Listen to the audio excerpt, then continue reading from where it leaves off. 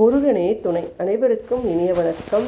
ஆன்மீகம் ஸ்டார்ட்ஸ் உங்களை அன்புடன் வரவேற்கிறது. பதிவு என்னவென்றால், வெற்றிலை கற்பூரம் ஆரத்தி தட்டில் வைக்கணுமா? யாருக்கு ஆரத்தி எடுக்கலாம்? ஆரத்தி எடுப்பதன் அவசியம். ஆரத்தி எதற்காக, யாருக்காக எடுக்கப்படுகிறது? ஆரத்தியில் கரைக்கப்படும் பொருட்கள் என்னென்ன? அவைகளின் குணங்கள் என்னென்ன என்பதை பார்க்கலாம். ஆரத்தி எடுக்கும்போது வெற்றிலை கற்பூரம் வைக்க வேண்டுமா? இவைகளை பற்றி சுருக்கமாக பார்க்கலாம். ஆரத்தி எடுப்பது ஒரு வகை மருத்துவமாகும். ஆரத்தியில் உள்ள மஞ்சள் சிறந்த ஆன்டிபயாட்டிக். அதில் உள்ள வெற்றிலையும் சுண்ணாம்பும் மிக சிறந்த கிருமி நாசினி ஆகும். கற்பூரமும் பாசிட்டிவ் சக்தி தந்து விஷ அணுக்களை அழிக்கக்கூடியது, கிருமி நாசினி. இவைகளை எல்லாம் சேர்த்து கொளுத்தும் போது வெற்றிலை சுண்ணாம்புகளில் நெருப்பு படிந்து அந்த புகையானது அந்த பகுதி முழுவதும் பரவும். இதனால் காற்றில் உள்ள நச்சு கிருமிகள் அத்தனையும் அழிந்துவிடும். மஞ்சள், சுண்ணாம்பு, வெற்றிலை, கற்பூரம் இவை அனைத்தும் சேர்ந்து கிருமிகளை அழித்து அந்த பகுதியை சுத்தம் செய்கின்றன. அதை போல ஆன்மீகத்தில் ஆரத்திகளுக்கு மிகுந்த முக்கியத்துவம் உள்ளது. கோவிலில் இறைவனுக்கும் வீடுகளில் மனிதர்களுக்கும் ஆரத்தி எடுப்பார்கள்.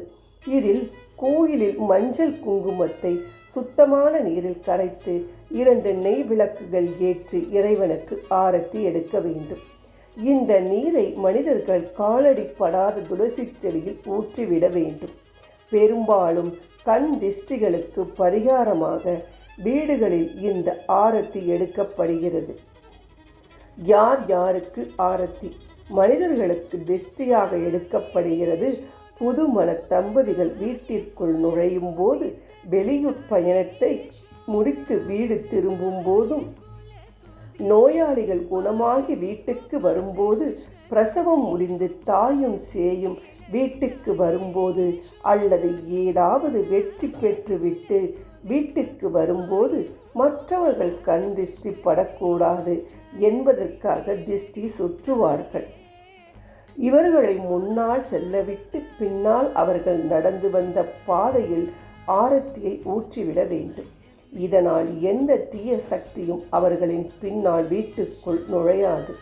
அவர்கள் மீது தொற்றுகள் இருந்தாலும் நீங்கிவிடும். அது மட்டுமல்ல, சரஸ்வதியின் நிறம் வெண்மை, அதாவது சுண்ணாம்பு லட்சுமியின் நிறம் மஞ்சள், அதாவது மஞ்சள். இவை ஒன்று சேரும்போது சிவப்பு நிற திரவம் கிடைக்கும். இதனால் லட்சுமி, சரஸ்வதி 2 தெய்வங்களின் ஆசீர்வாதமும் கிடைக்கும் என்பது நம்பிக்கை ஆகும்.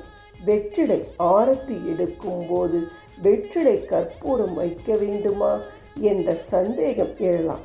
எல்லா நேரங்களிலும் இப்படி வைக்க வேண்டியது இல்லையாம். சிலர் அதில் ஒரு கரித்துண்டு போடுவார்கள். சிலர் வெற்றிலை போட்டு அதில் கற்பூரம் ஏற்றுவார்கள்.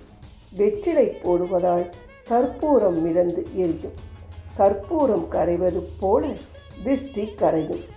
சாதாரண நேரங்களில் வெறும் ஆரத்தி போதுமானது என்று நிபுணர்கள் கூறுகிறார்கள்.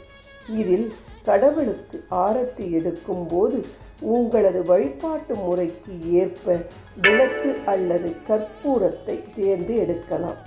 உதாரணமாக, ஒரு திரி கொண்ட விளக்கையோ அல்லது 5 அல்லது 7 திரிகள் கொண்ட விளக்கையோ தேர்வு செய்யலாம். அதைப்போல் குல தெய்வத்தின்படி எண்ணெய் அல்லது நெய் தீபம் ஏற்றி வைத்து கடவுளின் பாதத்தில் 4 முறையும், தொப்புளில் 2 முறையும், வாயில் 1 முறையும், தலை முதல் பாதம் வரை 7 முறையும் என 14 முறை ஆரத்தி செய்ய வேண்டுமாம். இதுதான் ஆரத்தி என்பதை பற்றி நாம் எப்படி எடுக்க வேண்டும் என்பதை பற்றி தெரிந்து கொண்டோம். அடுத்த நல்ல பதிவில் பார்ப்போம். நன்றி, வணக்கம்.